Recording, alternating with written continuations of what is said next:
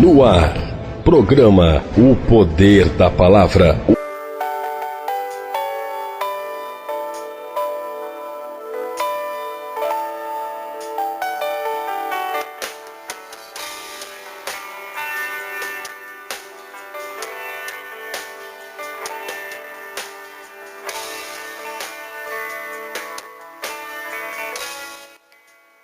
Que nessa tarde de sábado o Senhor possa, com Teu Espírito Santo, mover essa palavra nos nossos corações. Nós te agradecemos, ó Deus, por mais esse dia, por mais esse momento que o Senhor nos dá de partilhar, de meditar sobre a Sua palavra. Nós sabemos que somos totalmente incapazes de entender a Sua palavra se não for pela ação do Teu Espírito Santo sobre cada um de nós. Por isso nós te pedimos, ó Deus, Teu Espírito Santo, para que Ele possa realizar a obra em cada um de nós. Que o Espírito Santo possa direcionar as nossas mentes, possa mover as minhas palavras, para que tudo que nós possamos fazer hoje em nossas vidas, na meditação dessa palavra, seja para a honra e glória do Teu nome, que é o único digno.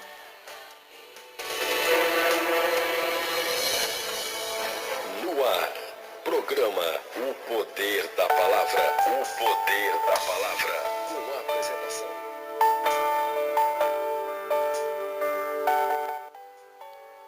E a palavra em 1 Samuel, capítulo 12, verso 20 e 21, diz assim: Não temais, vós tendes cometido todo este mal, porém não vos desvieis de seguir ao Senhor, mas servi ao Senhor com todo o vosso coração, e não vos desvieis, pois seguiríeis as vaidades que nada aproveitam, e tampouco vos livrarão, porque vaidades são. Não temais, vós tendes cometido todo este mal, porém não vos desvieis de seguir ao Senhor. Mas servi ao Senhor com todo o vosso coração, e não vos desvieis, pois seguiríeis as vaidades que nada aproveitam, e tampouco nos livrarão, porque vaidades são. Essa é a palavra que o Senhor tem dado para mim e para você nessa tarde de hoje. Uma palavra sobre a idolatria, uma palavra sobre ídolos, uma palavra, como diz aqui, as vaidades, os ídolos. Aquilo que naquele momento o povo de Deus adorava. E eu gostaria de, com você nessa tarde, fazer esse pequeno estudo sobre a idolatria e seus males. A idolatria, ela é um pecado que o povo de Deus, através da sua história no Antigo Testamento, cometia repetidamente. O primeiro caso registrado ocorreu na família de Jacó, ou Israel, depois o seu nome foi mudado por Deus, pouco antes de chegar a Betel. Jacó ordenou a remoção de imagens de deuses estranhos. Como diz em Gênesis, no capítulo 35, no verso 1 a 4. Diz assim: Depois disse Deus a Jacó: Levanta-te, sobe a Betel e habita ali, e faze ali um altar ao Deus que te apareceu, quando fugisse da face de Esaú, teu irmão. Então disse Jacó à sua família e a todos os que com ele estavam: Tirai os deuses estranhos que há no meio de vós, e purificai-vos, e mudai as vossas vestes. E levantemo-nos e subamos a Betel, e ali farei um altar a Deus, que me respondeu no dia da minha angústia, e que foi comigo no caminho que tenho andado. Então deram a Jacó todos os deuses estranhos que tinham em suas mãos, e as arrecadas que estavam em suas orelhas. E Jacó os escondeu debaixo do carvalho que está junto a Siquém. O primeiro caso registrado na Bíblia em que Israel, de modo global, envolveu-se com a idolatria foi na adoração do bezerro de ouro, enquanto Moisés estava no Monte Sinai. Em Êxodo, capítulo 32, verso 1 ao verso 6, nos dá essa citação. Nós vamos ler até o verso 4, Êxodo 32, 1 a 4. Mas vendo o povo que Moisés tardava em descer do monte, acercou-se de Arão e disse: Levanta-te, faze-nos deuses, que vão adiante de nós. Porque quanto a este Moisés, o homem que nos tirou da terra do Egito, não sabemos o que lhe sucedeu. E Arão lhes disse: Arrancai os pendentes de ouro, que estão nas orelhas de vossas mulheres, de vossos filhos e de vossas filhas, e trazemos. Então todo o povo arrancou os pendentes de ouro que estavam nas suas orelhas e os trouxeram a Arão. E ele os tomou das suas mãos e trabalhou o ouro com um buril e fez dele um bezerro de fundição. Então disseram: Este é teu Deus, ó Israel. Também durante o período dos juízes, o povo de Deus frequentemente se voltava para os ídolos. Embora não haja evidência da idolatria nos tempos de Saul ou de Davi, o final do reinado de Salomão foi marcado por frequente idolatria em Israel. E nós podemos ver em 1 Reis, no capítulo 11, no verso de 1 a 10, essa citação do reinado de Salomão. Nós vamos ler somente o verso 5, a partir do verso 5. Porque Salomão seguiu a Astarote, deusa dos Sidônios, e Milcom, a abominação dos Amonitas. Assim fez Salomão, que parecia mal aos olhos do Senhor, e não perseverou em seguir ao Senhor como Davi, seu pai. Então edificou Salomão um alto a Quemós, a abominação dos Moabitas, sobre o monte que está diante de Jerusalém, e a Moloque, a abominação dos filhos de Amon. E assim fez para com todas as suas mulheres estrangeiras, a quais queimavam incenso e sacrificavam a seus deuses.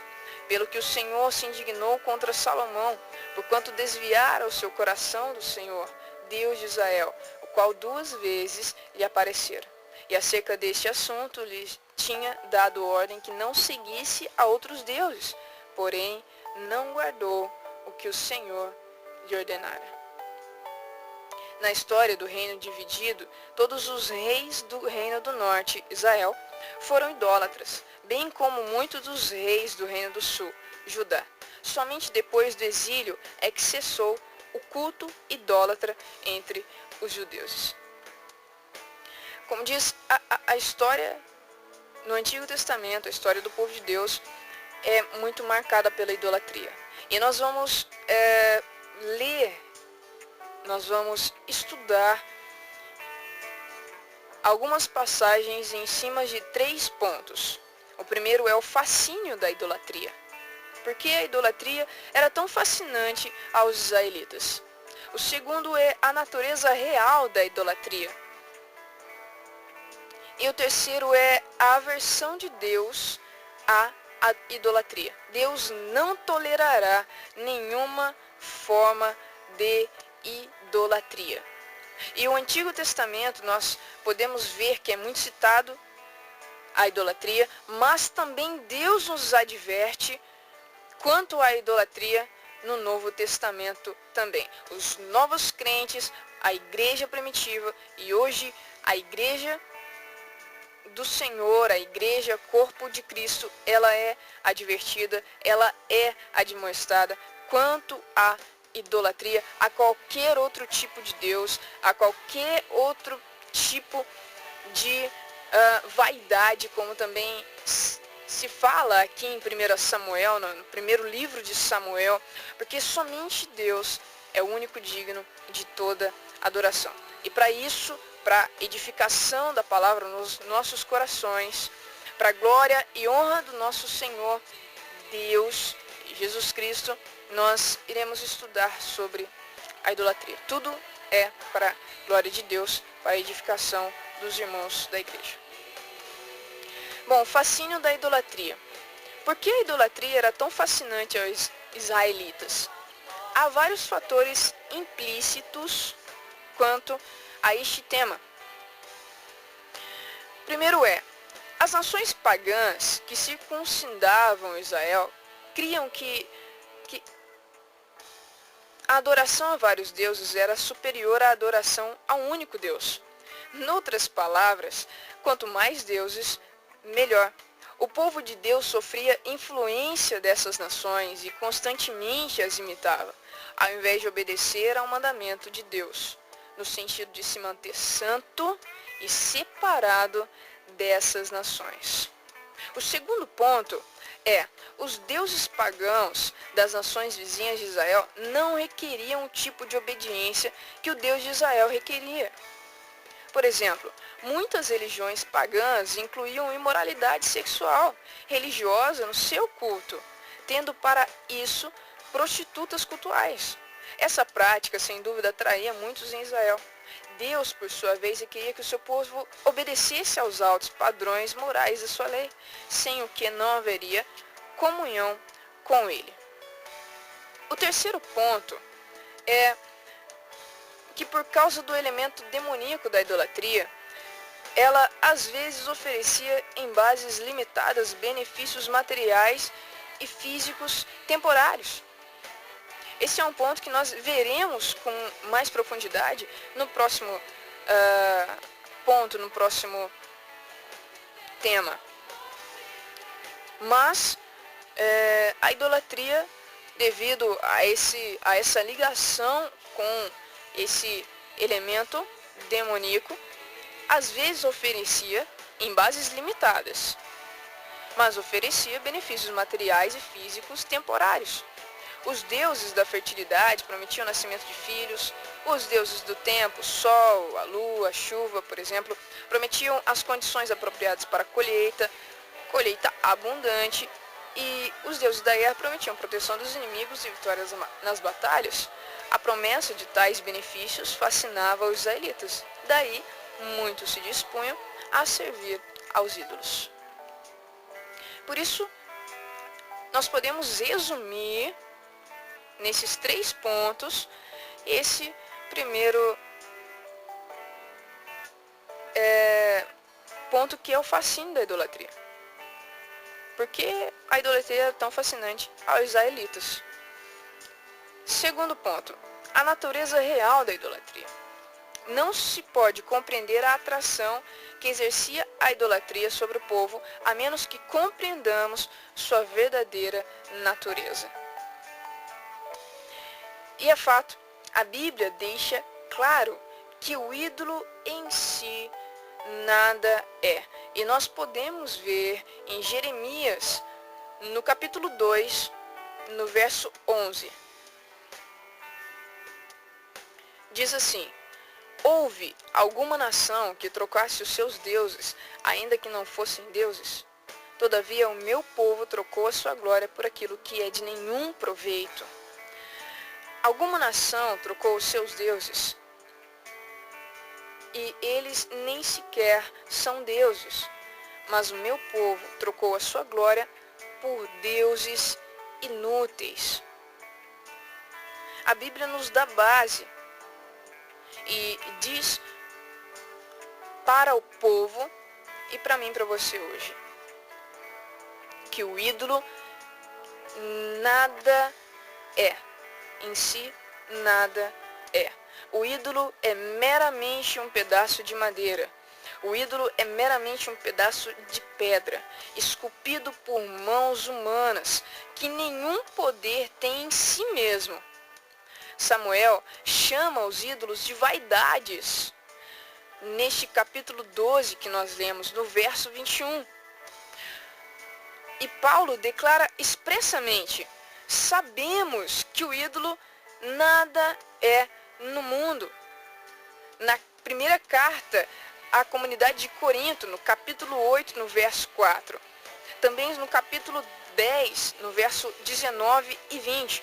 Por essa razão, também os salmistas e os profetas frequentemente zombavam dos ídolos. O ídolo nada é. A Bíblia deixa claro isso para cada um de nós. Por trás de toda a idolatria, porém, há demônios, que são seres sobrenaturais controlados pelo diabo. Tanto Moisés quanto o salmista associam os falsos deuses com demônios. Nós podemos ver essa referência no Salmo 106, no verso 36 ao verso 38. E ele diz assim, Salmo capítulo 106, verso 36. E serviam aos seus ídolos, e que vieram a ser-lhes um laço. Demais disto, sacrificaram seus filhos e suas filhas aos demônios, e derramaram sangue inocente, o sangue de seus filhos e de suas filhas, que sacrificaram aos ídolos de Canaã, e a terra foi manchada de sangue.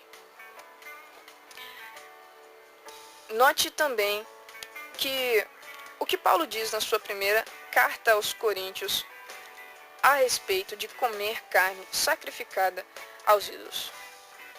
As coisas que os gentios sacrificam, as sacrificam aos demônios e não a Deus.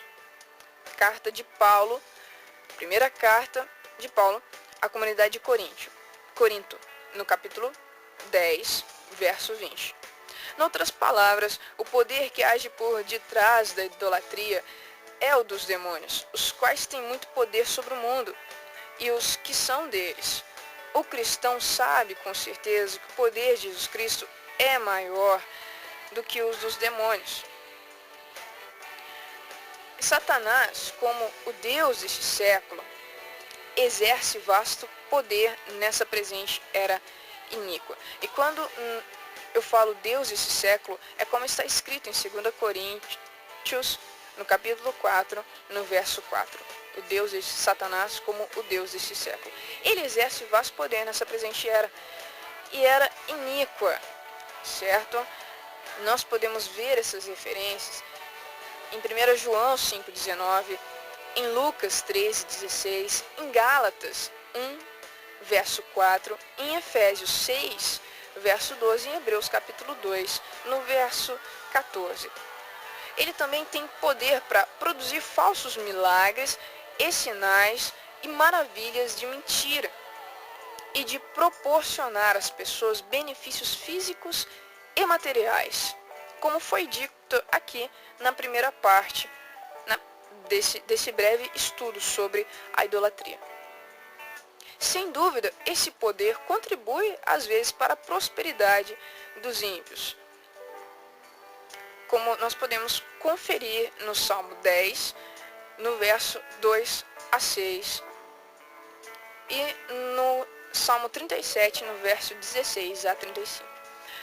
A correlação entre a idolatria e os demônios vê-se mais claramente quando percebemos a estreita vinculação entre as práticas religiosas pagãs e o espiritismo, a magia negra, a leitura da sorte, a feitiçaria, a bruxaria, a necromancia e coisas semelhantes. No segundo livro de Reis, no capítulo 21, no verso 3 ao 6, nós também podemos conferir essas coisas que são ditas aqui na palavra, práticas religiosas pagãs. Em Isaías, no capítulo 8, no verso 19, também. Segundo as Escrituras, todas essas práticas ocultistas envolvem a submissão e culto aos demônios. Preste bastante atenção nessa frase. Segundo as Escrituras, todas essas práticas envolvem a submissão e culto aos demônios. Quando, por exemplo, Saul pediu à feiticeira de Endor que fizesse subir Samuel dentre os mortos, o que ela viu ali foi um espírito subindo da terra, representando Samuel. Ela viu um demônio subindo do inferno. O Novo Testamento declara que a cobiça é uma forma de idolatria. Em Colossenses, no capítulo 3, no verso 5, diz: mortificai, pois, os vossos membros, que estão sobre a terra, a prostituição, a impureza, a afeição desordenada, a vil concupiscência e a avareza, que é idolatria. A conexão é óbvia, pois os demônios são capazes de proporcionar benefícios materiais. Uma pessoa insatisfeita com aquilo que tem e que sempre cobiça mais, não hesitará em obedecer aos princípios e vontades desses seres sobrenaturais que conseguem para tais pessoas aquilo que desejam. Embora tais pessoas talvez não adorem ídolos de madeira e de pedra, entretanto adoram os demônios que estão por trás da cobiça e dos desejos maus. Logo, tais pessoas são idólatras. Dessa maneira, a declaração de Jesus, não podeis servir a Deus e a Mamon, ou seja, as riquezas, em Mateus, no capítulo 6, no verso 24, é basicamente a mesma que a admoestação de Paulo, não podeis beber o cálice do Senhor e o cálice dos demônios, em 1 Coríntios, no capítulo 10, no verso 21.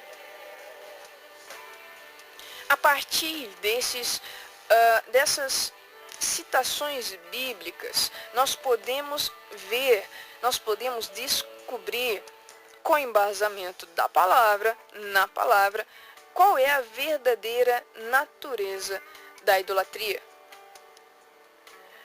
Porque nós não podemos compreender a atração que exercia sobre o povo de Israel, o povo escolhido de Deus, sem compreendermos a sua verdadeira natureza. Também o último ponto, terceiro e último ponto, que nessa palavra sobre a idolatria, eu gostaria de citar para vocês, ouvintes, é a aversão de Deus à idolatria. Porque Deus não tolerará nenhuma forma de idolatria. Ele advertia frequentemente contra ela no Antigo Testamento. Nos 10 mandamentos, os 2 primeiros mandamentos são contrários diretamente à adoração a qualquer Deus que não seja o Senhor Deus de Israel. Em Êxodo 20, no capítulo 20, no verso 3 e 4, está essa citação e você pode, na sua casa ou na sua Bíblia, conferir. Êxodo 20, verso 3 e 4. Esta ordem foi repetida por Deus em outras ocasiões. Em Êxodo 23 e Êxodo 24, Deuteronômio 4 e 6, Josué 23, Juízes no capítulo 6 e no segundo livro de Reis, no capítulo 17. Vinculada à proibição de servir outros deuses, havia a ordem de destruir todos os ídolos e quebrar as imagens de nações pagãs na terra de Canaã. Em Êxodo, no capítulo 23, no verso 24. Também, em Êxodo, no capítulo 34, no verso 13, e Deuteronômio, no capítulo 7 e no capítulo 12. Nós vamos ler Êxodo, no capítulo 23, verso 24. Diz assim: não te inclinarás diante dos seus deuses, nem os servirás, nem farás conforme as suas obras. Antes, os destruirás totalmente e quebrarás de todo as suas estátuas. A história dos israelitas foi em grande parte a história da idolatria. Deus muito se irou com seu povo por não destruir todos os ídolos na terra prometida. Ao contrário, passou a adorar os falsos deuses. Daí, Deus castiga os israelitas, permitindo que seus inimigos tivessem domínio sobre eles. O livro de Juízes apresenta um ciclo constantemente repetido em que os israelitas começavam a adorar deuses ídolos das nações que eles deixaram de conquistar. Deus permitia que os inimigos os dominassem. O povo clamava ao Senhor, o Senhor atendia o povo e enviava um juiz para libertá-lo. Depois que o povo era liberto, voltava a adorar esses deuses ídolos e esse ciclo constantemente se repetia. A idolatria do Reino do Norte, o Reino de Israel, continuou sem dificuldade por quase 2 séculos. Finalmente, a paciência de Deus esgotou-se e ele permitiu que os assírios destruíssem a capital de Israel e removeu dali as 10 tribos. O Reino do Sul, ou Reino de Judá, teve vários reis que foram tementes a Deus, como Ezequias e Josias. Mas por causa dos reis ímpios como Manassés, a idolatria se arraigou na nação de Judá, como diz em 2 Reis, no capítulo 21, no verso 1 até o verso 11. Como resultado, Deus disse, através dos profetas, que ele deixaria Jerusalém ser destruída. A despeito dessas advertências, a idolatria continuou. E, finalmente, Deus cumpriu a sua palavra profética por meio do rei Nabucodonosor da Babilônia, que capturou Jerusalém, incendiou o templo e saqueou a cidade, como diz todo o capítulo 25 do 2º livro de Reis. Para terminar esse breve estudo sobre a idolatria, eu gostaria de estar citando outros 2 textos, porque o Novo Testamento também adverte todos os crentes, começando ali da igreja primitiva, até chegar a mim e a você, querido ouvinte, contra a idolatria. Era desde Gênesis, lá no capítulo 35, Deus estava divertindo o seu povo, Deus estava admoestando o seu povo, Deus estava sendo paciente, falando através de profetas, Deus estava sendo misericordioso e falando através de seus homens, através dos salmistas. Deus usava-os e eles zombavam contra todos aqueles deuses, aquelas vaidades, aquelas coisas que eram simplesmente estátuas, feitas por mãos humanas, de pedras, de madeira, simplesmente nada. E Deus ainda continua advertindo o seu povo ainda hoje. A idolatria manifesta-se de várias formas hoje em dia. Aparece abertamente nas falsas religiões mundiais, bem como na feitiçaria, no satanismo e noutras formas de ocultismo. A idolatria está presente sempre que as pessoas dão lugar à cobiça e ao materialismo, ao invés de confiarem em Deus somente. Finalmente, ela ocorre dentro da igreja, quando seus membros acreditam que a um só tempo poderão servir a Deus, desfrutar das experiências da salvação, as bênçãos divinas e também participar das práticas imorais e ímpias do mundo. Daí o Novo Testamento nos admoesta a não sermos cobiçosos, avarentos nem imorais. Novamente, gostaria de ler Colossenses, no capítulo 3, no verso 5, e depois ler junto com você Romanos, no capítulo 7, também o versículo 7. Colossenses 3, 5 diz: Mortificai, pois, vossos membros que estão sobre a terra, a prostituição, a impureza, a afeição desordenada, a vil concupiscência e a avareza, que é idolatria. E também em Romanos, no capítulo 7, no verso 7, diz assim: Que diremos, pois? É a lei pecado? De modo nenhum. Mas eu não conheci o pecado senão pela lei, porque eu não conheceria a concupiscência se a lei não dissesse: não cobiçarás.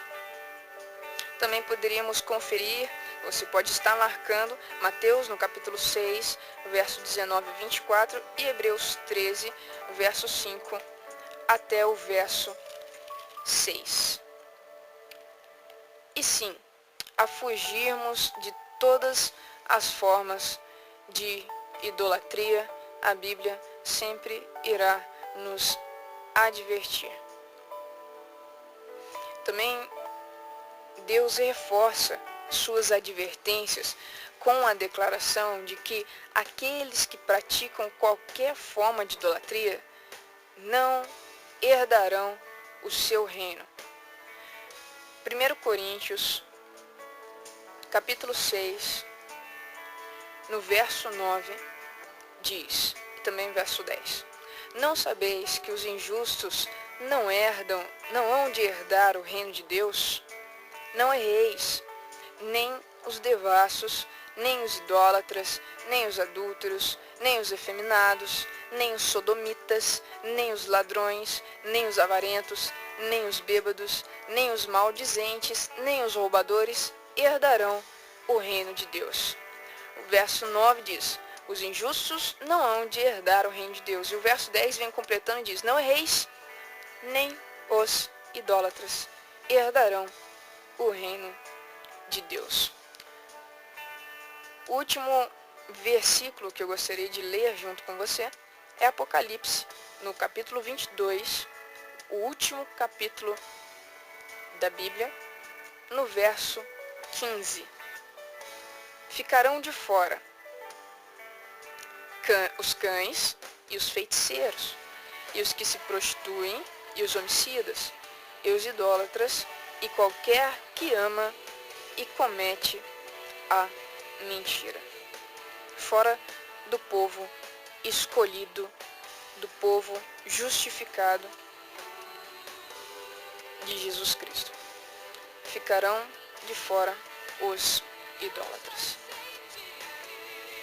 Nesse breve estudo sobre a idolatria e os males, as consequências que ela irá nos acarretar se por ela nos decidirmos e nos apaixonarmos, eu gostaria de alertar você, amado irmão, porque antes, lá no Antigo Testamento, a idolatria, ela era palpável. A maior parte das vezes, visível. Estava ali um bezerro feito de ouro ou uma imagem de um deus pagão de outra nação, senão a nação de Israel. E o povo de Deus, a nação de Israel, ia até esse Deus e o adorava, se igualando às nações pagãs que não adoravam ao único Deus. Existiam deuses para todas as coisas. Como foi citado aqui, existiam os deuses do tempo, do sol, da lua, da chuva, aqueles que prometiam as condições para as colheitas. Existiam deuses também para a guerra, que prometiam a proteção dos inimigos e vitórias das batalhas. Hoje, atualmente, a idolatria ela vem aparecer para mim e para você de formas diferentes. Elas não estão como bezerros de ouro, ou deus da lua, ou deus do sol. E muitas vezes elas se encontram dentro da igreja, no meio dos irmãos que ali estão dentro da igreja. Vem aparecer como cobiça, vem aparecer como avareza, vem aparecer como tantas outras coisas que não são palpáveis, que não são táteis, que não são visíveis. Mas Deus mesmo assim vem alertar o seu povo contra essa idolatria, contra o materialismo, contra o querer ser maior e melhor, contra o colocar acima de Deus qualquer outra coisa. Quando você e eu nos colocamos à disposição do Senhor, o temos como Senhor da nossa vida, esta máxima tem que ser sobre todas as coisas. E quando é sobre todas as coisas, também é, meu irmão, sobre o seu trabalho, sobre os seus estudos, sobre a sua família, sobre aquilo que você tem, sobre aquilo que você conquista ou sobre aquilo que você pode conquistar. Deus é o único que merece ser adorado. Deus é o único que merece toda a honra e toda a glória. Deus é o único que pode te ouvir. É o único que pode te atender. É somente a Ele que se deve toda a honra, toda a glória, cada aplauso, cada palavra da nossa boca. É Ele e somente Ele é o único digno. Ninguém mais, nada mais, nenhum homem, nenhuma imagem e nenhum tipo de materialismo ou sentimento de poder pode chegar aos pés da adoração que é devida a Deus. Ele está sobre o mais alto trono. E somente a Ele é devida toda a honra e toda a glória. Que essa palavra possa edificar o meu e o seu coração. Deus ainda hoje nos adverte, não era somente no tempo do Antigo Testamento, no tempo de Israel, no tempo do povo do Reino do Sul, do Reino do Norte, não. Ainda hoje, a idolatria, ela está infiltrada dentro da igreja. E Deus adverte a cada um de nós, irmãos e irmãs, contra esse mal que muitas vezes está arraigado, infelizmente, entre os irmãos nas igrejas. Que nós possamos orar a Deus para que isso possa ser extinguido e que possamos estudar a palavra e nela possamos ser direcionados para lutarmos contra esse mal que é a idolatria e que vem tomando o lugar que é de direito ao único verdadeiro Deus.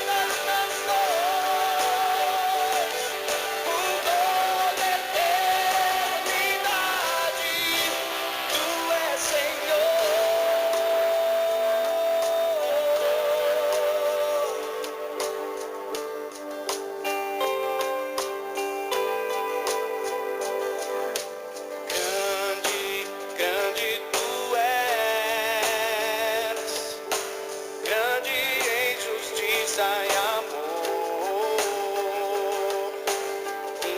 Indestrutível tu és, nem a morte te derrotou. Antes da existência dos céus, tu és. Antes da existência do mar, tu és.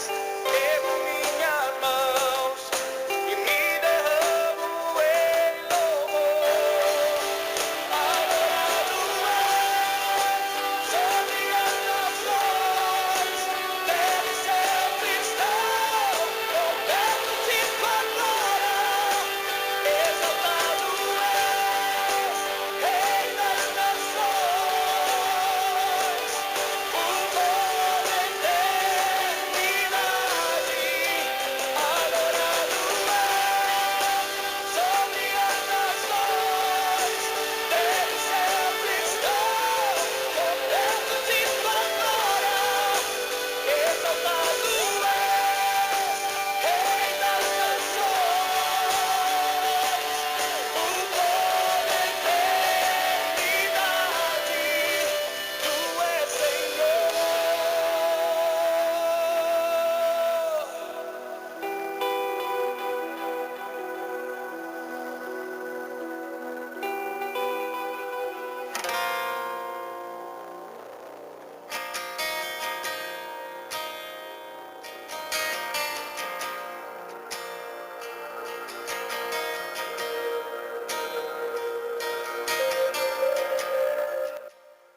E nós oramos para que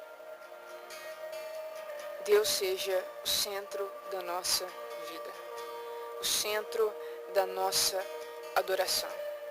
A Ele as nossas vozes, as nossas atitudes, os nossos pensamentos, toda a nossa força física, espiritual, mental, todos os nossos esforços sejam para a glória dele. Eu oro para que a sua vida, amado, seja para a honra do nosso Senhor Jesus Cristo. Que a sua vida possa ser em louvor a Ele. Que possa acontecer no coração daqueles que ainda não encontraram a Deus a verdadeira conversão por causa do Espírito Santo, devido à moção, ao mover do Espírito Santo, para que aqueles que nasceram para a glória de Deus realmente vivam para a glória de Deus. Somente Deus é digno de todo louvor, então para Ele todas as coisas, as nossas vidas e tudo o que é diretamente ou indiretamente envolvido conosco, seja para a glória de Deus. Que aonde nós formos, nós possamos anunciar o quanto Deus é grande e as suas maravilhas por nós também sejam anunciadas. Que aonde nós estivermos, as pessoas que estiverem convivendo conosco possam reconhecer que Deus é o único que merece e é digno de toda a glória. Que as nossas palavras possam transparecer quão grande é esse Deus e que acima de tudo Ele está. Que todas as coisas que nós possamos fazer, formos fazer, possamos colocar nas mãos de Deus, possamos orar para que nós nunca possamos nos desviar do caminho dele. Um caminho que é estreito e muito difícil. Um caminho que não nos permitirá muitas coisas que são completamente incompatíveis com a glória de Deus. Porém, o caminho que nos leva ao Pai. E um caminho que glorifica ao Pai. Eu oro para que a sua vida possa ser direcionada por Deus e que o que você faça possa ser para a glória de Deus. Que também em meio às nossas dificuldades, que também em meio às nossas tribulações, nós possamos adorar a Deus. Que também em meio às nossas lágrimas, nós possamos adorar a Deus. Porque Ele é o que permite, Ele é o que providencia, Ele é o único digno. Todas as coisas são para Ele, por Ele e sem Ele. Nada que foi feito se fez. Que possamos, por intermédio da palavra, reconhecer os atributos de Deus e por meio dos atributos de Deus também adorá-lo. E aquilo, uma pequena parte que também nos foi concedida, como a bondade, o amor, a misericórdia, nós possamos exercê-la na máxima forma que conseguirmos, o máximo possível. Nós somos humanos e a nossa natureza pecaminosa vem como barreira para que nós nos desviemos e desonremos o nosso Deus. Mas que o Espírito Santo venha fortificar a mim e a você, para que sempre possamos estar com os olhos voltados para a glória de Deus. Que possamos dia após dia sermos envolvidos por essa imerecível graça que um dia nos conquistou. E o entendimento de que Deus deve ser o único em nossas vidas possa se achegar às nossas mentes. Em nome do seu Filho, Senhor Jesus Cristo, Deus, que eu oro e agradeço. Amém.